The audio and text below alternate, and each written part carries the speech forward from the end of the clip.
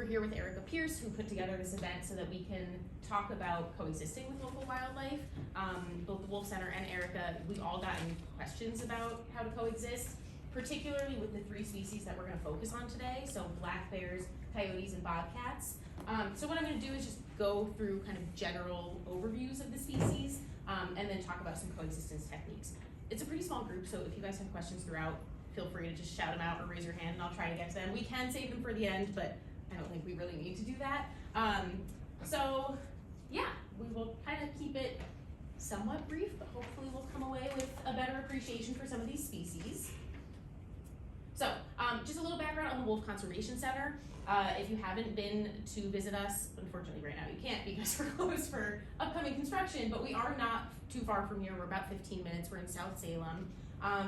We have wolves on site. We have 32 wolves living there currently. I do encourage you to check out our website because some of our endangered wolves may be having pups in the next month or so. It'd be very exciting if they do, and sometimes you get to witness that happen on camera. We have live webcams, so it's really, really fun. This year we have some red wolves that might be giving birth, and actually this guy right here, his name is Makchira, and he's a potential dad this season. So cross your fingers for him. They've had some good luck. But our mission at the Wolf Conservation Center is to advance the survival of wolves by inspiring the local community. We do this through education, advocacy, research, and recovery. But even though our focus is wolves, we extend that to other species because while we love wolves, they are part of a holistic community. And so we don't have any wild wolves around here, so we do want to also talk to our community about coyotes and bobcats and bears and how to coexist with all of these different species.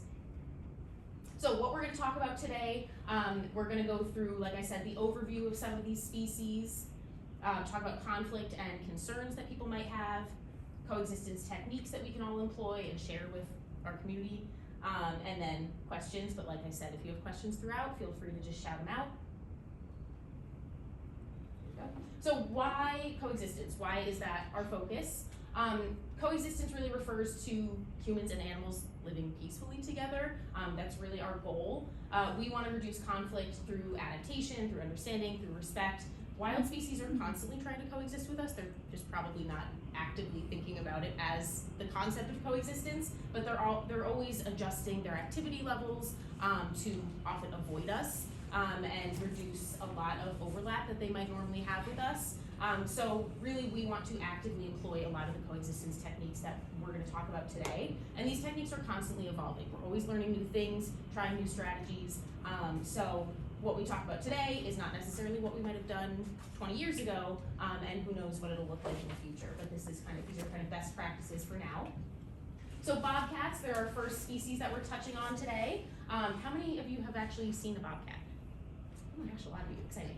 I'm sure you guys are probably a little more wildlife minded, but yeah, it's so exciting when we see bobcats because they're a pretty elusive species. They're very avoidant of humans. They're a lot smaller than a lot of people expect. They're on average about 10 to 35 pounds, so they're certainly bigger than a house cat, but they're not really that large, yeah. And there's a lot, sometimes when people get photos of them in the distance or they see them on their Ring cameras, without scale, it can be really hard to tell. So I always see posts on local neighborhood groups of people saying, is this a bobcat or a mountain lion or what is it? We don't have mountain lions in this area. The eastern cougar is considered extinct. I'm not saying it's completely impossible. Back in like 2011, there was a mountain lion in Fairfield, but there's no active population around here. So bobcats, they're pretty small. They're considered a mesocarnivore, so a mid-sized predator. They are usually kind of this buff or gray-brown color here, and they typically have spots. So you can see this one has kind of that mackerel spotting, but some of them have really distinct rosettes. So there's a lot of color variation. A lot of researchers, when they're setting cameras and things like that, they'll use those spot patterns to identify individuals. With other species, like tigers, for example, they'll use their stripes or their whisker pads to kind of get an idea of who they're looking at. Bobcats can be a little bit hard that way, so often those whisker kind of spots are used a little bit more. They're named for their tail, so they have this short little bobtail. It's usually about 5 or 6 inches, and they can move it around. They'll kind of flick it. It's good for communication, maybe not as effective as a house cat with that long tail, but they will use it. Sometimes I think they'll use it kind of as a distraction for prey, potentially. Oh, look at this thing, now I've got you. And then another really cool thing about them, this picture's not a great example, but you can kind of see they have these little white spots on the backs of their ears. Yeah, they're really cool, and they're a great tool for identification.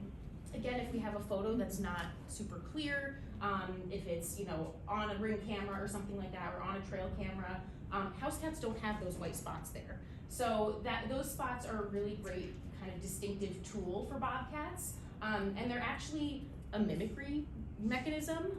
So bobcats, because they're a mid-sized predator, they're both predator and prey, and so a lot of species you might have seen with like butterfly wings, they'll have this eyeball mimicry on kind of their patterns. And so if you imagine this bobcat sort of leaning down to drink from a pond, for example, an animal approaching from behind might see those spots and they look like eyeballs that are staring right back at them. So they might decide, yeah, I'm not gonna ambush that animal because they're looking right at me and it's not gonna be successful. So it's a really cool adaptation that bobcats have. They're a pretty solitary animal. They're not really traveling in packs. They are pretty much by themselves unless it's breeding season and maybe they're with a mate for a few days, or it's a female with her kittens that she's raising. Other than that, they're mostly on their own. And they're crepuscular, which means they're most active at dawn and dusk. Again, that might change seasonally. If they have kittens in the summertime, they might be out more, looking for food. A common misconception with a lot of species that we consider nocturnal is when we see them out during the day. I see people talk about this with raccoons, for example. If you see a raccoon out in the middle of the day, people always assume, oh my gosh, they're rabid, there's something wrong. And sure, maybe they are, but them being out in the middle of the day is not necessarily an indicator that they're sickly, that there's something wrong. It might just be that they were disturbed from wherever they were resting at that time of day, or they're out looking for food. In the summer, maybe food's more seasonally available, and of course, if they're raising little ones, they have higher caloric needs, they have to be a lot more active. And you'll notice that most of the photos I have are daytime photos because they're better photos, but also it's not that unusual that they're out. And then for their diet, they are carnivorous. These cat species are obligate carnivores, which means they pretty much exclusively eat meat. So like, for example, your house cat can't be a vegan or a vegetarian really because they have these different needs that they need these caloric needs that they get from meat. So they're mostly eating rabbits and rodents, small mammals. Sometimes they'll eat snakes, sometimes they'll catch birds, but for the most part, it's really those small mammals that they're focusing on. And then for reproduction, breeding season is mostly in the wintertime. Gestation is just about 2 months, so about 62, 63 days. Sometimes it's as much as 70 days. So kittens are usually born in April and May, so it will be baby season pretty soon. For some of them, it probably already is. In terms of their vocalization, they're mostly quiet. They're not a very loud vocal species, but they will make these little bird-like chirps to communicate with their kittens, to encourage them to follow, or they're returning to the den, they'll kind of chirp at them. But you might also, I didn't put videos with audio in here because I wasn't sure if we'd be able to hear it, but I definitely encourage you to look up bobcat calls when you leave because they're very eerie sounding. They kind of sound like this scream in the middle of the woods, and it kind of makes you wonder how much folklore or urban legends come from a lot of wildlife, like foxes too. They'll make these really strange scream sounds. Are the screams similar? They're pretty similar, yeah. They're kind of this like hoarse So call. all those times I'm hearing the fox, Yeah. what I think are fox could also be bobcats. Could be bobcat, yeah. Interesting. Yeah, they're really interesting noises and not really what you would expect from a cat. But on our phones. yeah. But yeah, they'll use those to locate mates. They will also use scent marking. So for communication, scent marking is a really big factor for them. Their sense of smell is really, really strong. So scent marking is, marking their territory with urine and feces. But they'll also, they have scent glands in their paws, so they will scrape certain areas. Bobcats, mountain lions do this too. They'll kind of scrape a little square, and it leaves behind a really concentrated area of scent for other animals. Bobcats use latrine sites as well, so they'll go to the bathroom in the same spot, which kind of feels very litter box behavior to me, but it keeps things generally pretty clean. And then body language is another major factor in their communication. So when they're interacting with other bobcats. Are they making eye contact? Are their ears flat or up? Are their tails moving? Things like that. So just like you would see with dogs interacting with each other, cats interacting with each other, it's really important that they're able to, interpret the body language of other animals. And then the estimated New York population is around 5,000. So it's not an incredibly high population, but that number is starting to come back a bit. Do we know why it's starting to come back?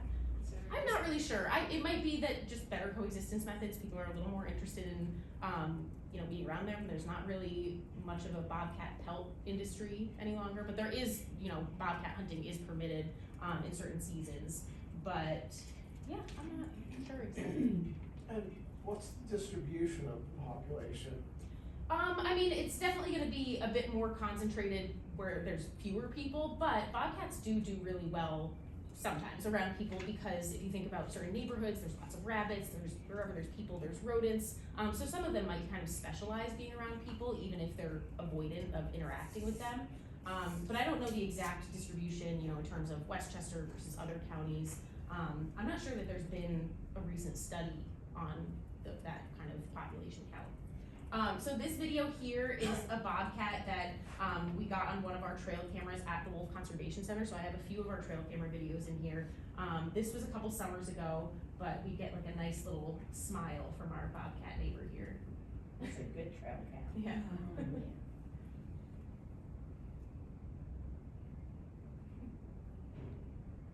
Yeah, we have a few. This is a little trail that kind of connects two habitat types. And it was kind of a bobcat highway for a bit. It probably still is, but I have to check my camera. Any interaction with the wolves? Not that I've seen. They certainly hear the wolves, and if they get close enough to the fencing, they'll see them. We do see that coyotes, for example, will go right up to the perimeter fence, so they can't get to the fence and touch noses with the wolves, but they know they're there. And so we'll see their tracks in the snow go right up to that outer fence. Sometimes during breeding season, they do seem to be a little bit more interested in the wolves. The bobcats, we haven't really seen much evidence of them getting too close, but without a doubt, they're hearing the wolves howling. Yeah. So that trail is not an area that wolves are No. on? It's pretty close, but no, the wolves are not walking. They're behind fences. So they're kind of over here. And then this over here is a big field. So this is a nice little trail that connects them. I've gotten bobcats catching squirrels on camera here. I've seen bobcats, calling for a mate. They like to scent mark right here. So it's a really interesting spot, and I just love that little face there.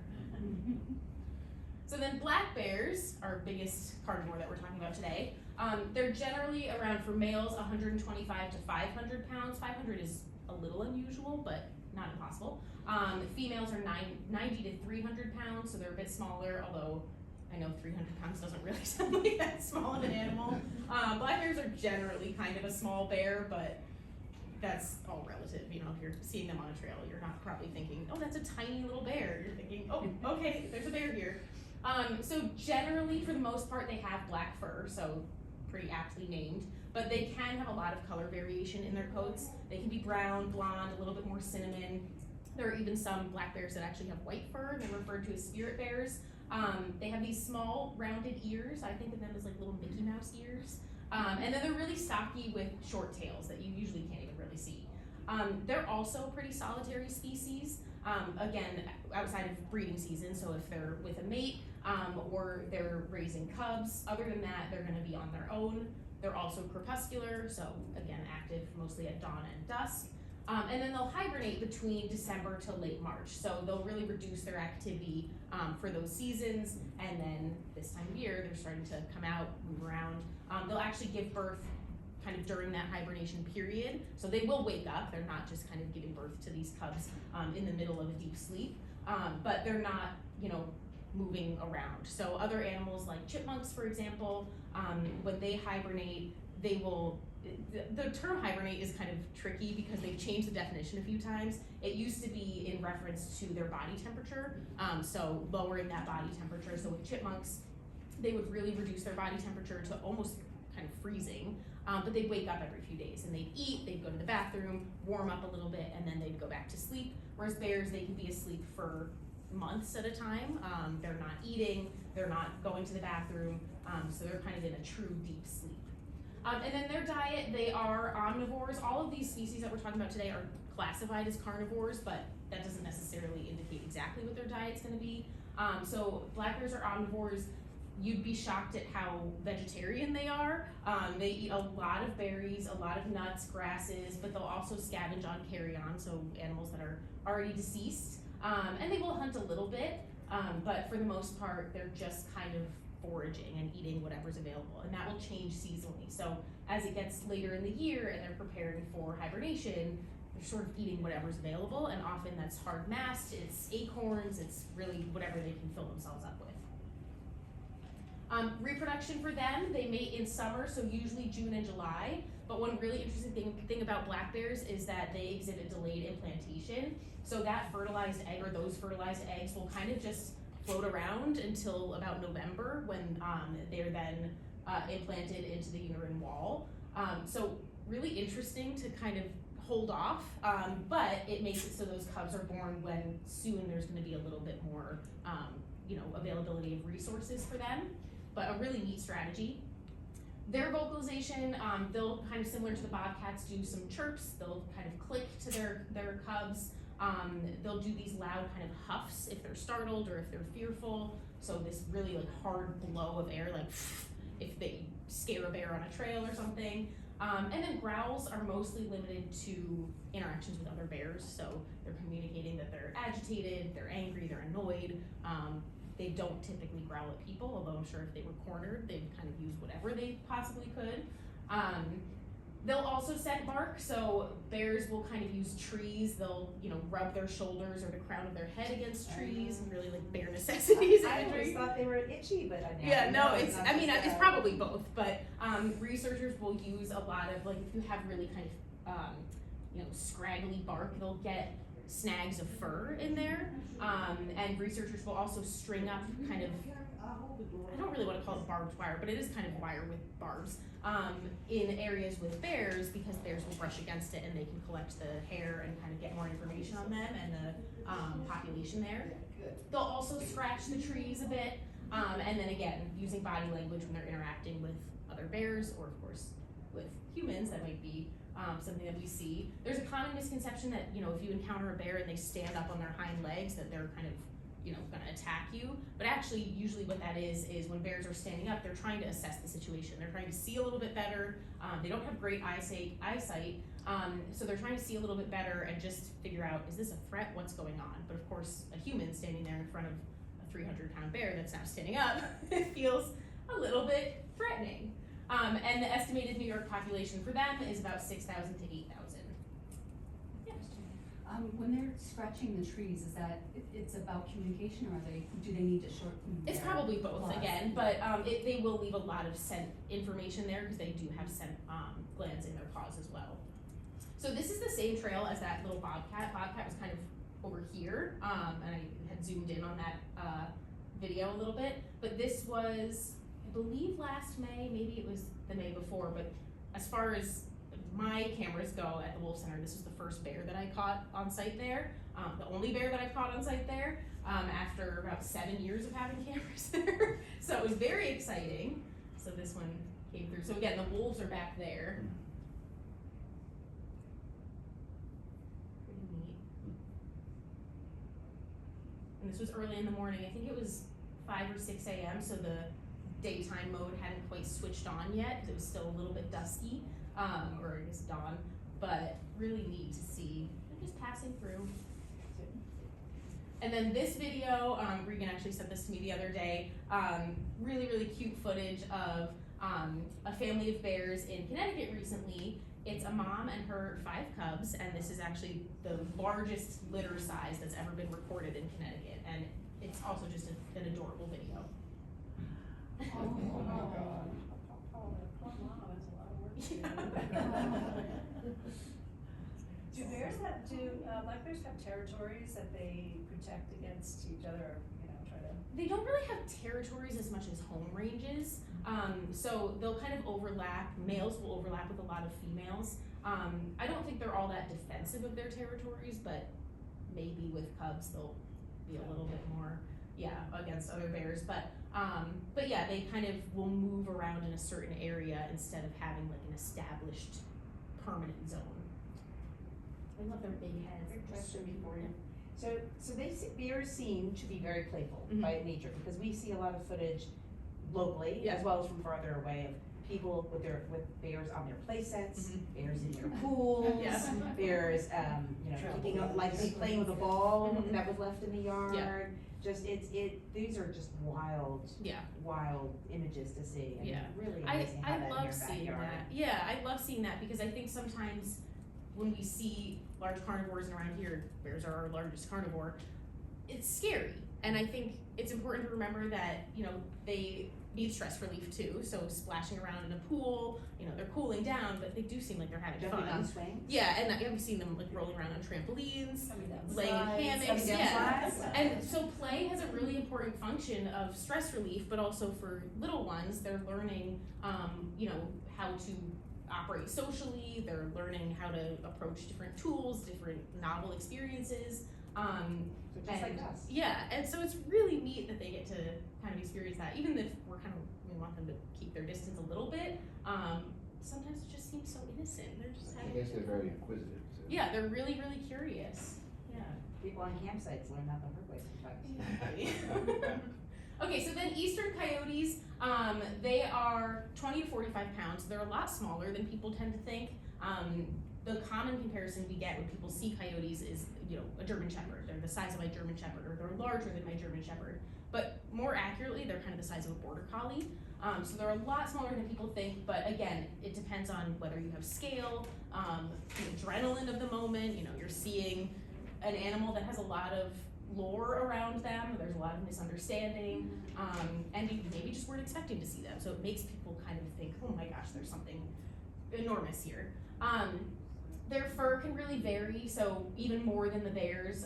Their fur is pretty thick, but it can be kind of this tawny color with some gray. Some of them have this really distinct saddle kind of pattern, which I think also contributes to people comparing them to German Shepherds. But they can be brown, black, blonde, gray. The southeast has kind of a larger population of black coyotes. They're not all that common, but really cool to see. And then they have these fluffy tails, these large pointy ears. This photo was taken in Armonk, so a local coyote, and you can see she has pups somewhere. She's lactating, and she just looks healthy and happy. Anthropomorphizing a little bit, but allow it. They're a social species, so they're not really solitary. They usually live in packs. Packs can vary in size, but usually on average about 5 to 7 individuals. And then they're crepuscular as well, so they're most active at dawn and dusk, but again, daytime photo, she's out, she has puppies, she's probably looking for more food. Them being out during the day does not necessarily mean that there's something wrong.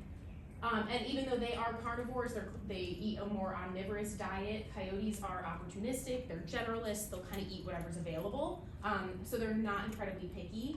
Their diet will change a lot seasonally, so again, in the summer it might be more fruits, more berries, rodents. In the winter, they'll scavenge a bit more. Summertime, they'll also potentially eat more deer fawns. Coyotes are a bit too small to consistently, successfully take down healthy adult deer, but deer that are already ailing or injured, deer that have been hit by cars or die of natural causes, or those fawns when they're first born, they will kind of seize that opportunity. But deer do have a strategy where, oh god, I just forgot the term, but they'll kind of all have their offspring right around the same time, and it sort of, floods the situation where that kind of protects those fawns, because if they're having them all throughout the season, then they're more vulnerable to predation. But if they're all born at once or in the kind of same week or so, then they're likely not going to all be lost to predators, because that predator will get one fawn, be pretty full, and not be hunting all the time after that.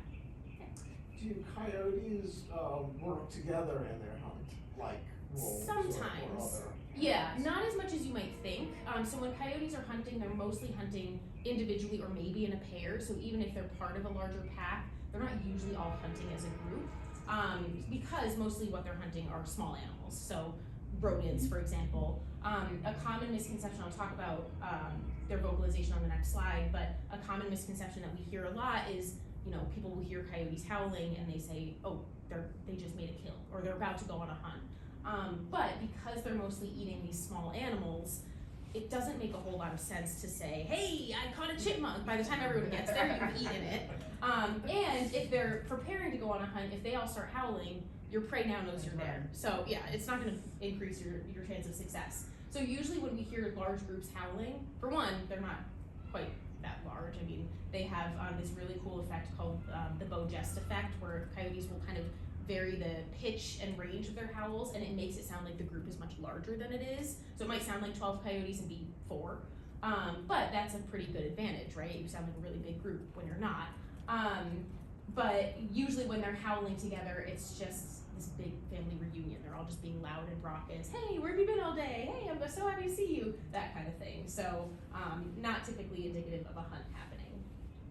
So for their reproduction, similar to the bobcats, breeding season is primarily in the winter. Gestation is about 62 days, and then pups are born for the most part in April and May. Coyotes are also a monogamous species. So there have been studies comparing coyotes to other species that we consider monogamous, and coyotes kind of are the most faithful to their mates. So if they're able to stay with them for their entire lives, they usually will do so. I talked about their vocalization a little bit, but their yips, their howls, whines, barks, they make lots of really cool noises. And again, they'll kind of vary the tones a little bit, and it makes them sound like a much larger group. They will also scent mark, so marking their territory is really important.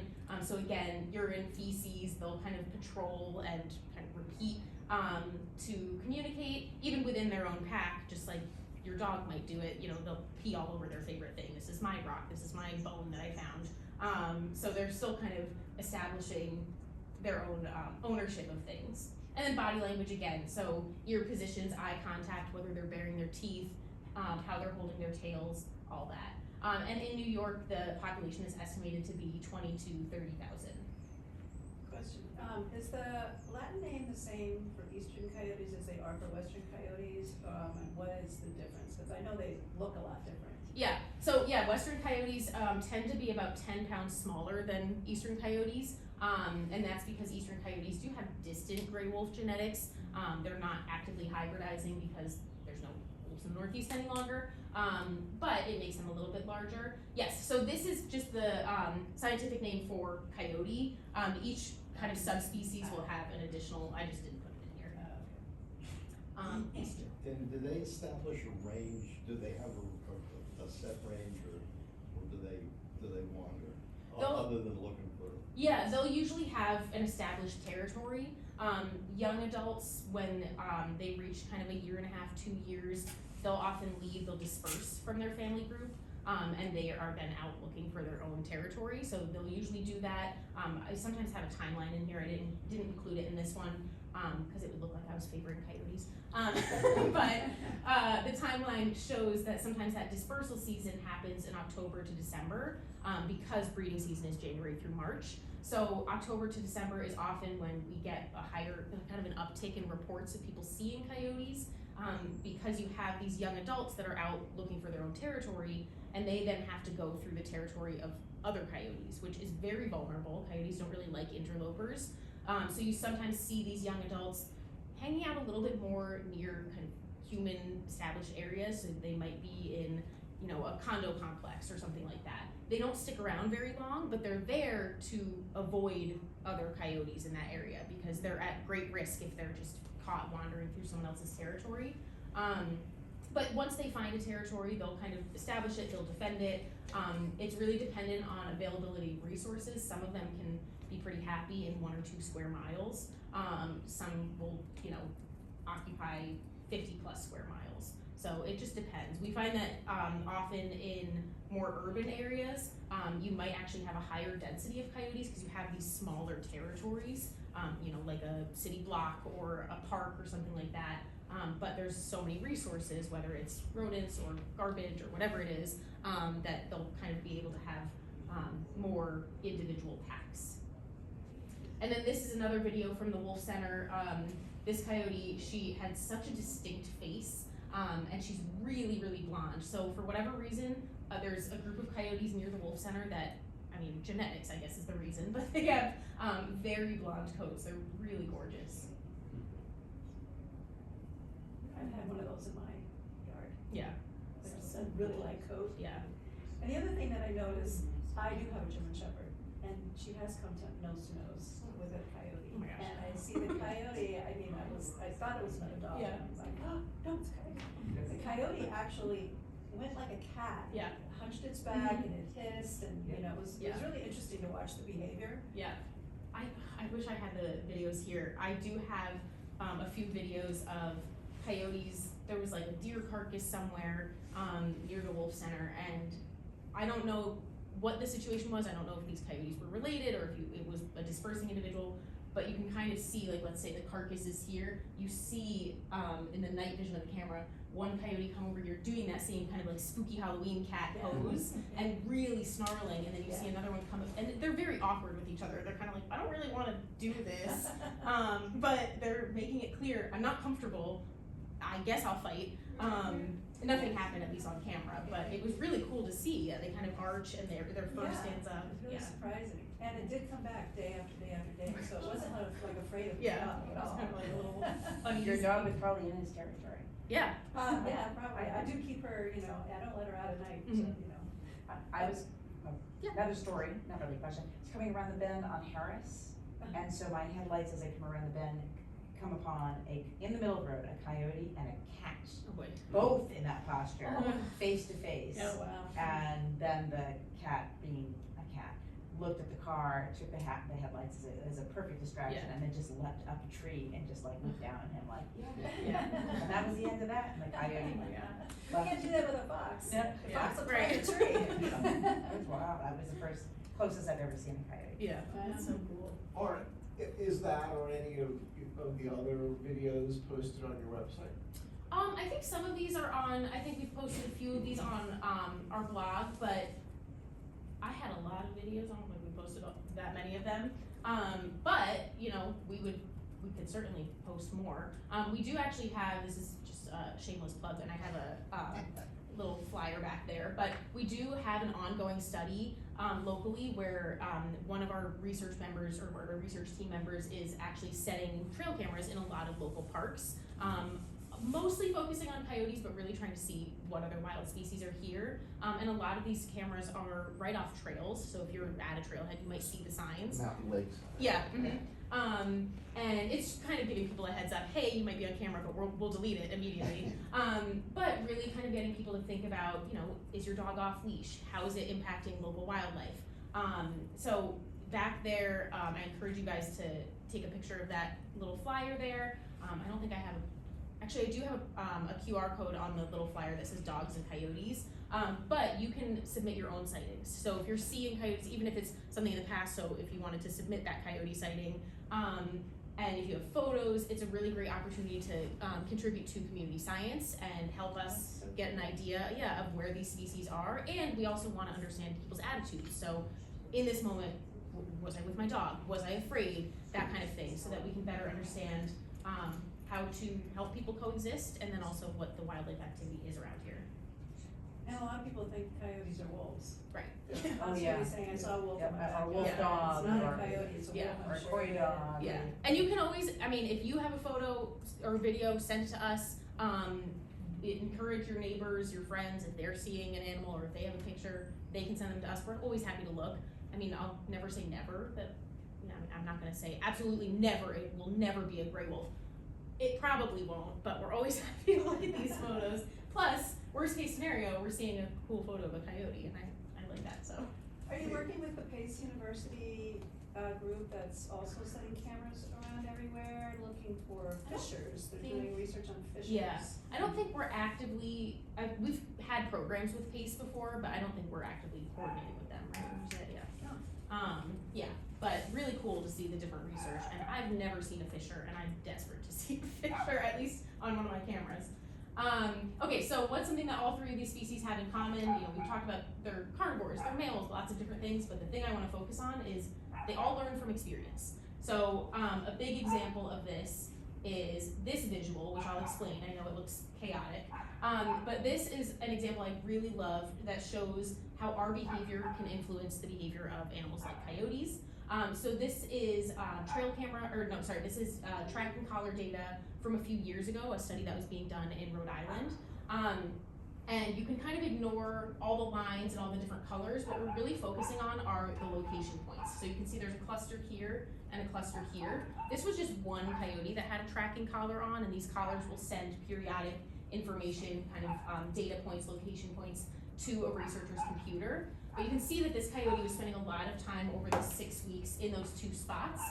And that coyote maybe was traveling individually, but likely was at least with another coyote, maybe with a group.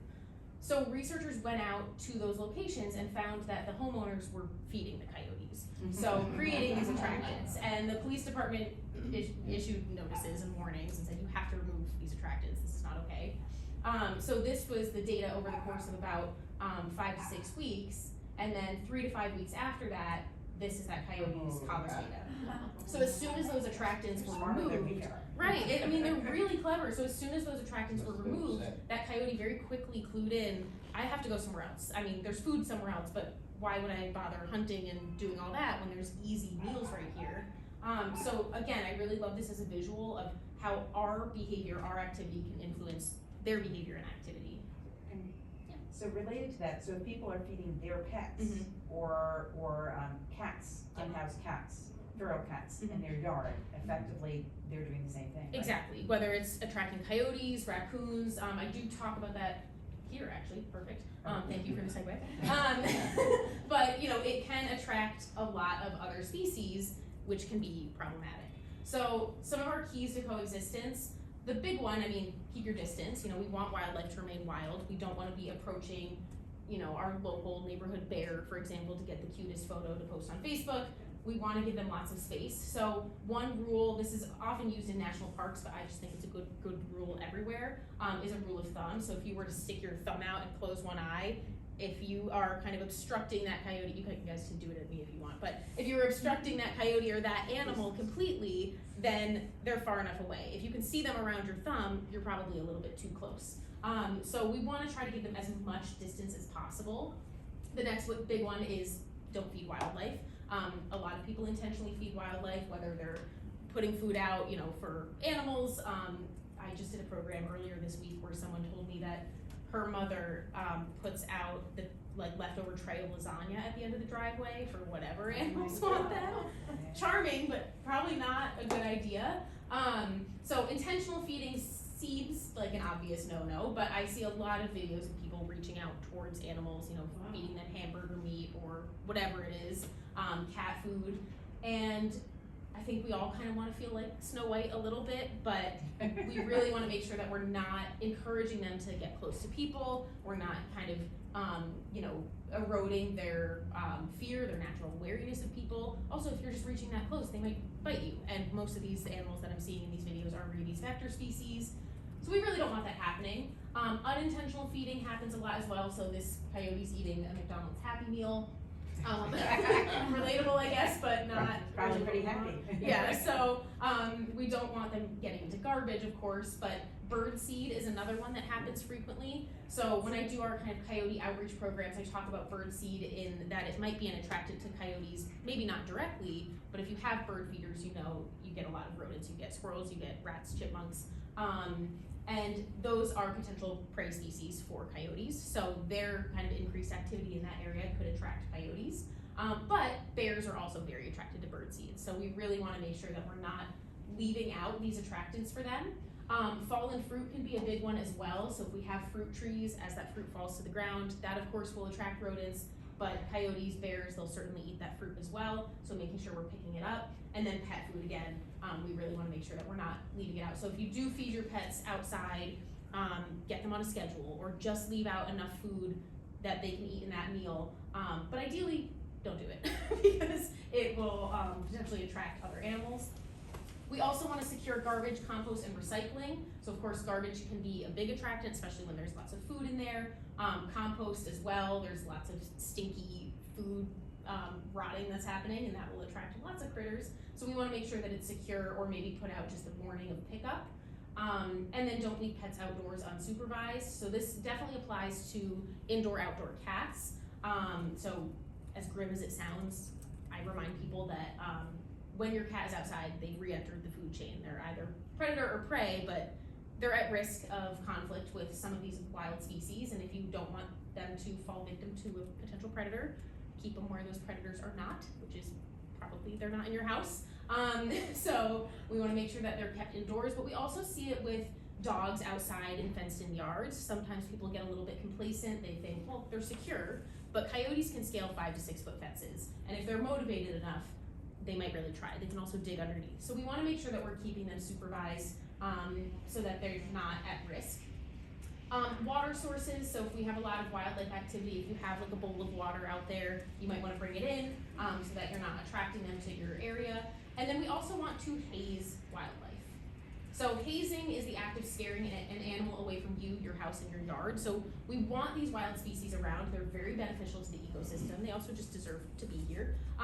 But we don't want them getting really comfortable around humans. So we encourage people to, make a lot of noise, wave your arms, clap, whistle, use noisemakers. At the back, before you guys head out, I encourage you to look at some of our hazing tools that we have there. You'll see there's just like a drink can there.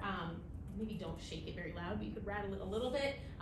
There's just beads in there. So there's little handouts back there too, where it's kind of a fun coloring activity. You can decorate your own hazing tool. But filling a soda can with plastic beads, with pennies, with uncooked beans, and then just taping the hole closed, you've made a pretty loud noisemaker. And if I stood up here and shook it, probably half of you would leave. It would haze everyone out of here. But it's also a great tool. It's lightweight, it's cheap to make, and if you needed to, you could kind of toss it toward an animal and it would probably startle them. So those are really easy tools, but again, your voice, clapping, taking off your jacket and waving it above your head, these are all really good ways to reinforce to them it's not worth it to approach a person. And it's not just you, it will start to apply to other people. So that coyote might learn, yeah, every time I see that weird two-legged creature, something strange happens, I don't know what's coming, so I'm just gonna try to avoid all of them. So again, making loud noises, exaggerated movements, very hazing is most effective, so whether it's using different noise-making tools or telling your neighbors to also haze so that you're not the only person in the neighborhood that's yelling at coyotes. Everyone is doing it, and again, they'll start to learn, oh, it's not just that house I need to avoid, it's humans as a species I wanna get away from. If they're a safe distance away, so again, that rule of thumb, you know, watch them, observe them. I've certainly seen coyotes, and once I saw them walking toward me, even though they hadn't seen me yet, I've stepped out and said, hey, I can see you, and usually they stop and they're like, oh my gosh, and they run away. So even if it was a safe situation and they weren't coming toward me, I still want them to have that experience of, I wasn't expecting that person to do that, and I'm gonna remember that next time.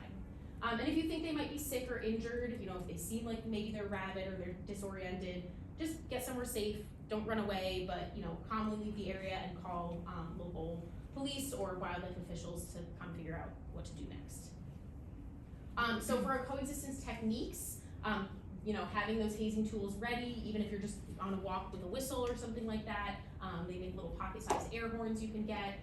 We want to remove attractants. A big one is obtaining bear-proof garbage cans. I have this little QR code here. If you want to take a photo of it now, you can. I can also pull it up at the end. But it's from bearwise.org. They're a really great resource. They have tons of you know, coexistence tools that you can use, and they explain how to modify your garbage can to, you know, make it a little bit more bear-proof. And then DEC recommends removing bird feeders between April 1st to November 30th, which I know is a big bummer to a lot of people because we like to watch birds, but that is when bears are active. So it is probably best to not leave out an easy food source for them. We can still watch birds. We can plant, you know, native flora for them so that we can attract our local wildlife, but we don't want to leave out an easy food source for bears. And then educate others. So, you know, spread these tools to your community members. If you see posts on your neighborhood group or on Nextdoor, you can say, hey, wait a second, this is what I learned, this is what we should be doing. And then why not feed them? So there's a few reasons. I always try to remember that when people are feeding wildlife, I think it's coming from a place of compassion. You know, we want our backyards to feel like a safe haven. We want these animals to survive, not live in constant strife. But there's a lot of reasons to not feed them. One is acclimation, which I talked about a little bit, so getting them more comfortable around people. You know, they're being positively reinforced if every time they approach people, they get some food, they start to learn, people aren't bad, I'm I'm gonna keep approaching people. We don't want them to become food conditioned. Sometimes they lose the necessary skills to find their own food, and that makes it difficult for them to survive, and then they continue going toward people. Malnutrition, most of these diets, like a tray of lasagna, are not exactly, well-balanced meals for these animals, and I'm not saying that to encourage you to look up their diets and make a well-balanced meal for them. We just don't want to interfere with their natural behavior. The spread of disease, so when we have these feeding areas, like you were talking about with, feral cat feeding zones, and I'm a cat person, so I am conflicted when I talk about that, but I also know having piles of food, not so great for local wildlife, it encourages them to congregate. So you might have a group of raccoons, for example, or coyotes that maybe would have avoided each other, but now because there's easy access to food, they are all attracted to this area. And so diseases will spread more readily among them. And then conflict will spread as well. So if these animals are all in one area and they're trying to get to that food, you might see that they're fighting a bit more. And they might be, a little bit more likely to be emboldened to go for people. So a common phrase in kind of the wildlife world is a fed bear is a dead bear, or a fed coyote is a dead coyote. And what that means, as you can see in this little sign here, it's a little exaggerated, but this bear is getting fed maybe a burger from the car.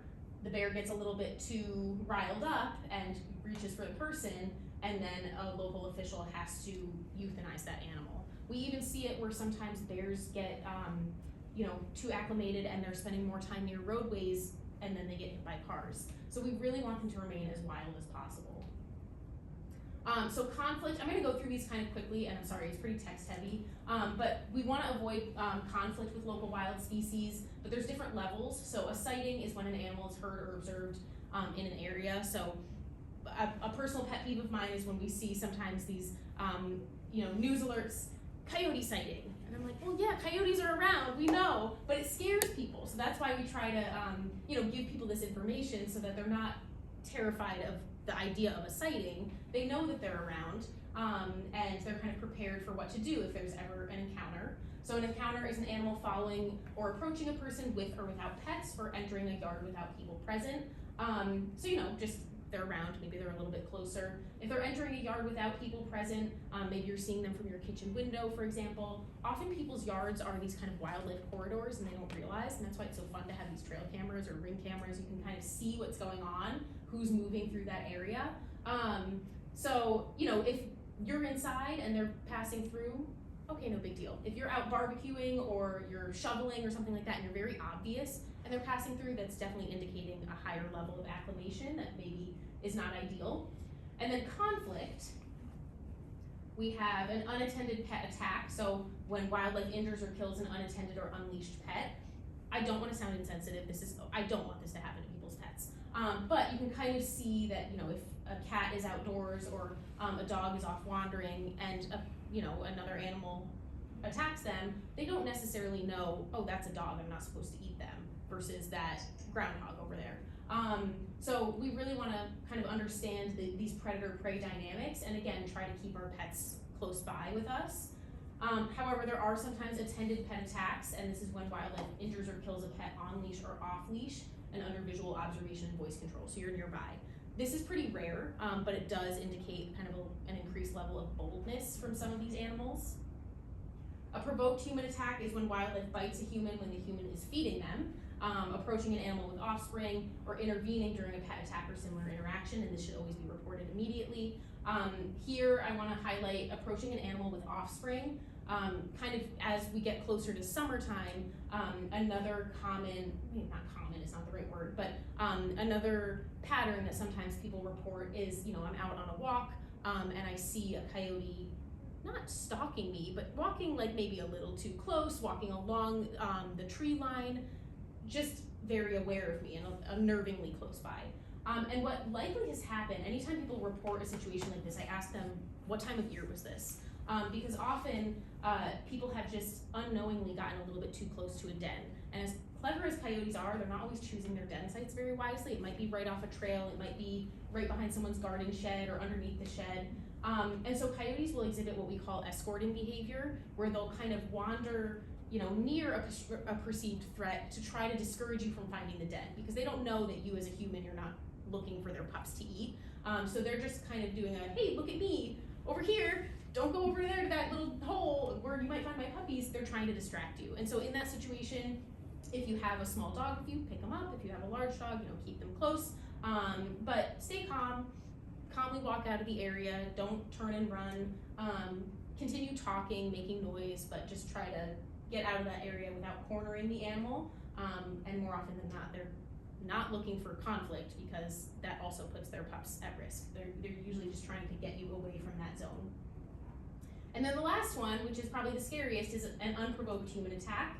This is when wildlife bites a human without provocation and should be reported to the police immediately. So these attacks are typically for one of two reasons. Either that animal has been acclimated to people because maybe people have been giving them food, or they're sickly. They have rabies, they have distemper, their mental state is not great. They're not kind of processing things well. I can't provide a whole lot of comfort in those situations, unfortunately, but this is why it's important to keep our pets vaccinated against things like rabies, so that we're reducing the spread of these illnesses among animals in our community. And then the last thing I kind of want to talk about is, because often I'm doing these programs specifically about coyotes, and a thing that we see a lot when there's an increase in coyote activity or a lot of anxiety about coyotes in the area is sometimes, areas will hire contractors to come in and remove coyotes. And this doesn't really work. Even relocation doesn't work, because what happens is when you have a stable pack, you have that breeding pair, and then these little kind of tangerine ones are the pups from that year, and maybe you have older offspring from previous seasons. They're all kind of a stable pack. They're working together, and they're excluding other coyotes from that area. But when you go in and you start indiscriminately killing them, what happens isn't that the survivors all stick together and regroup. Instead, the pack completely disperses and is really disrupted. And so you then have more packs forming. So you have maybe a male from out of the area coming in. You have a larger litter size because, at least temporarily, there's more resources because there's not as much competition. You have this yearling that maybe would have stayed with her family for another few years. Maybe she never would have bred. Now she's on her own. She finds a mate. They have a large litter size. So in that area where you had one stable pack, you now have multiple packs, and some of them are young, some of them are inexperienced, and they might be more likely to go after livestock or pets, or there's just more competition, so they have to figure out other food sources. So really what we want is to encourage coexistence, kind of support our local coyotes, and not just go in and indiscriminately wipe them out, because then you have what's called the rebound effect for their population. You have this temporary dip and then this boom as these packs start to reproduce. So what you can do, best thing you can do if you like wildlife is keep their fear of humans intact. And the best thing you can do if you don't like wildlife, or you're on the fence, you're trying to figure it out, keep their fear of humans intact. It's the same rule for everybody. We want to keep wildlife as wild as possible, and we want to figure out how to coexist. So that's all I have for you guys. Well, what I find is when people have fear of animals, they're much more inclined to try to go out and kill them. Yeah. It's just human nature. They Yeah. won't destroy anything. The fear of the unknown, and just trying to increase the distance by eliminating that, basically. And I don't understand why we allow hunting of predators, period. It Yeah. just doesn't make any sense, but there's not much we can do, I guess, about that. But we have a weird thing that goes on, and I don't know, I guess you know about this, up in North Salem. They have a dog hunting pack, and they take the horses out, and they actually had it in the magazine, I mentioned this to you. That it's fox hunting group, and they've been doing it for many years, and they said in the magazine, well, don't worry about the little fox, we're not chasing foxes anymore, now we're chasing coyotes. And that's supposed to be better. So I don't know. So the UK has, there's a move in the UK to replace the animal with a human runner. So I send that to my trail running friends. So they still have the full pack and all that kind of stuff. With the dog chasing But the them? dogs are chasing a person who's running through the field. What a way to inspire empathy. And it's a video, the person's like, this is why I'm in this pen, very tightly packed with all these dogs. The dogs need my scent. Oh my gosh. What's that That would short be a story little most bit interesting? entertaining. Yeah, no, exactly, like really, oh, this is what this feels like? Maybe we shouldn't do this to foxes. Yeah, that's terrifying.